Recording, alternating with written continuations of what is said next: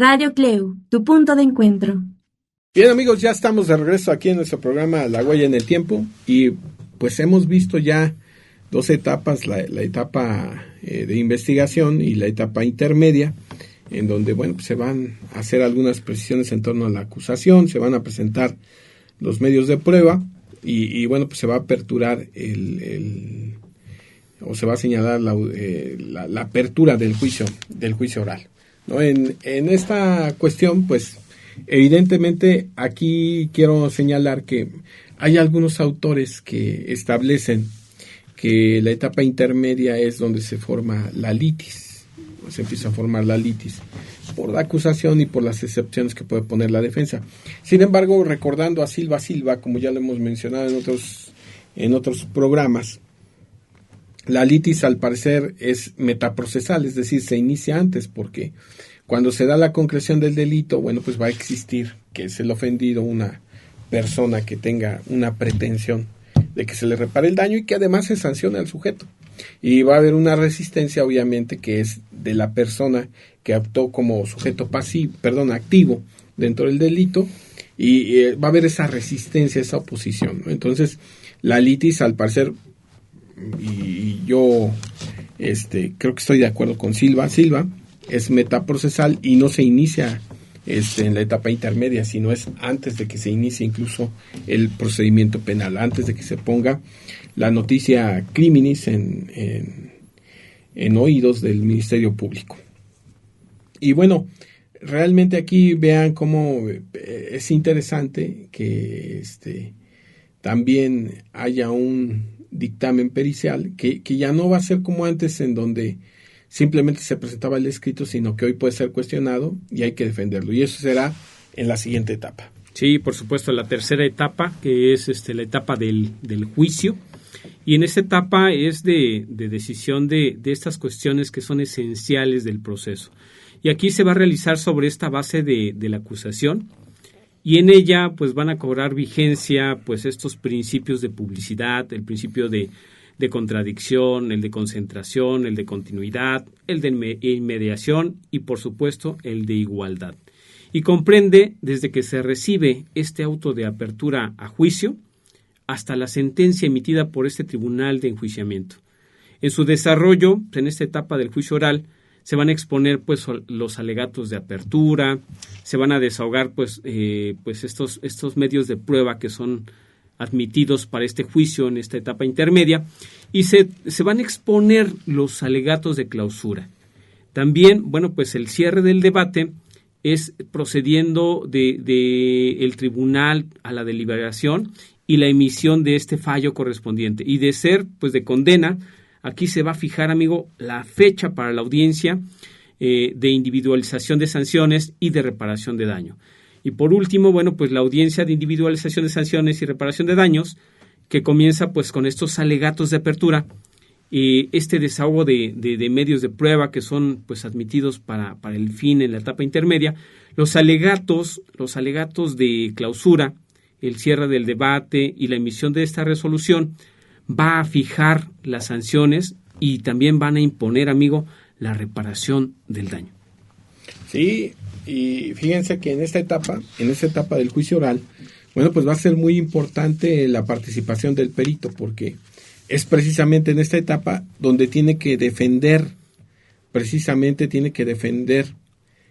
su dictamen pericial, porque puede haber cuestionamientos desde los más sencillos hasta los más complicados, los que tienen que ver con cuestiones ya propias del dictamen. Generalmente les van a preguntar la experiencia que tienen, cuál es el sustento de su pericia, y realmente a veces no estamos preparados. Yo me acuerdo en un ejercicio que hacían ahí en CLEU, me fueron a ver unos alumnos, estaban simulando un procedimiento acusatorio, y unos eran los peritos y otros eran los abogados defensores, y me decían, ¿qué podemos hacer? Digo, pregúntele cuál es el método, nada más pregúntele eso, cuál es el método que está utilizando. Y evidentemente no habían estudiado cuál era su método, pero sí tienes que decir cuál es el método y por qué utilizas ese método. Es algo muy importante, porque en realidad en ocasiones el perito no hace un énfasis en cuanto al método que está empleando y sigue pensando que no va a tener que defenderlo como no lo hacía en el anterior sistema. Entonces, eso se ha presentado como una dificultad, algo que hay que cambiar, porque imagínate, amigo, que ni siquiera los abogados a veces nos hemos preparado en una cuestión que tiene que ver con lo que se llama argumentación jurídica, y evidentemente esas carencias se muestran cuando estás en una audiencia, ya es oral, y no puedes articular una idea fluida sin leer, y obviamente no estás atento a lo que dicen los demás. No escuchas, pero tampoco puedes argumentar. Imagina nada más la dificultad que tiene un perito. Claro. O sea, se supone que los abogados llevamos argumentación jurídica, que tampoco es tan cierto de un tiempo hacia atrás. Pero los peritos pues estaban acostumbrados a presentar su peritaje tal vez a un interrogatorio cuando había la famosa junta de peritos, pero en realidad hoy el cuestionamiento va a ser del abogado, va a ser del agente del Ministerio Público, y obviamente ahí tendríamos que, pues dependiendo lo que quieras lograr, ¿verdad? El abogado va a tratar de tirar el peritaje del órgano acusador y viceversa, y obviamente van a estar preguntando. Si son duchos, van a tener su consultor técnico que les permita estarles aconsejando en el momento. Si no, bueno, pues ellos a lo mejor se prepararán y tratarán de desarmar totalmente al perito. Por eso es muy importante que el perito, para empezar, conozca cuál es la ciencia que está practicando, cuáles son sus objetivos, cuál es su objeto de estudio, cuáles son los métodos que puede emplear y cuál es el que aplicó precisamente en el estudio que está realizando. Porque acerca de todo ello lo van a cuestionar y tendríamos que revisar esa parte. Hay algunas cuestiones que llaman la atención, que es en torno a lo que puede hacer el Ministerio Público, ¿sí?, sin autorización del juez, y otras cosas que requerirá la autorización del juez. Es muy importante porque la presencia del juez de control lo que implica es precisamente garantizar estas situaciones. Pero vean ustedes, hemos dado un recuento así sucinto, obviamente esto requeriría de más tiempo, pero cómo interviene el perito desde la etapa de la investigación inicial y cómo su trabajo es crucial cuando se desahoga o cuando se desarrolla la audiencia de juicio oral. Ahí el perito va a demostrar toda su capacidad, toda su habilidad, es decir, todo el conocimiento que tiene y cómo lo aplicó al problema real. Y sabes, esto cuesta un poco de trabajo porque en el sistema educativo no estamos acostumbrados a aplicar a casos reales lo que aprendimos, ¿no? O sea, por eso muchos niños se asustan de las matemáticas, porque no saben cuándo les va a servir un 2×2 o el teorema de Pitágoras o cualquier otra fórmula matemática, no saben cuándo les va a servir en la realidad. Sí, eso es cierto. Creo que la preparación es ante todo. También otro ponente, o no sé si era el mismo, el maestro Raúl, hablaba acerca de cómo en algunos asuntos habían suspendido incluso, ¿no?, pues esta audiencia porque por la falta de preparación tanto del perito como del propio abogado, ¿no? Entonces, qué importante es conocerlo. Y tú hablabas acerca de estas actuaciones en la investigación que no nos van a requerir autorización judicial, y fíjate que son 10 específicamente. La primera de ellas es la inspección del lugar del hecho o del hallazgo. La segunda es la inspección del lugar, que es distinto al de los hechos o bien al del hallazgo. También nos encontramos con esa inspección de personas, la revisión corporal, la inspección de vehículos, el levantamiento e identificación del cadáver, la aportación de comunicaciones entre particulares, el reconocimiento de personas, la entrega vigilada y las operaciones encubiertas en este marco de investigación, y por último, la entrevista de testigos.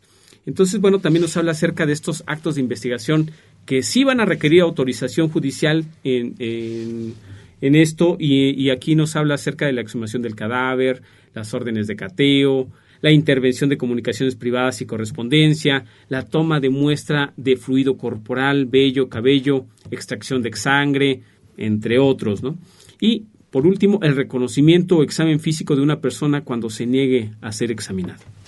Pues vean, realmente pues es importante hacer este repaso de cuáles son los actos que puede realizar el agente del Ministerio Público, así sin autorización judicial, y cuáles son los actos en donde necesita la autorización del juez de control.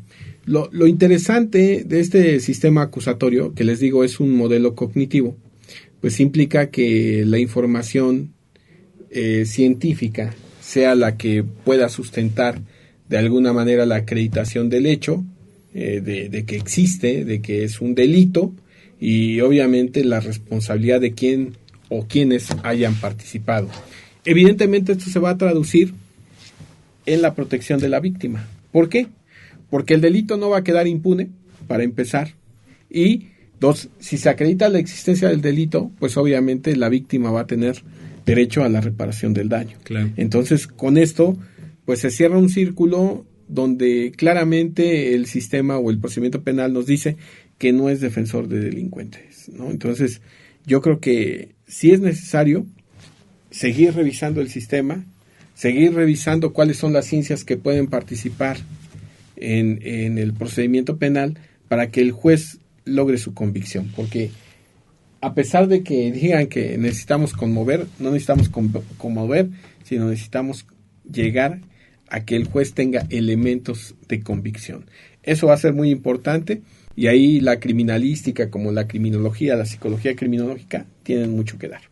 Entonces, amigo, fíjate que realmente la falta de preparación que tenemos en torno al sistema, pues ha hecho que tengamos estas debilidades, que lo veamos como un sistema débil, como un sistema que no está funcionando, como un sistema que defiende delincuentes. La realidad no es esa.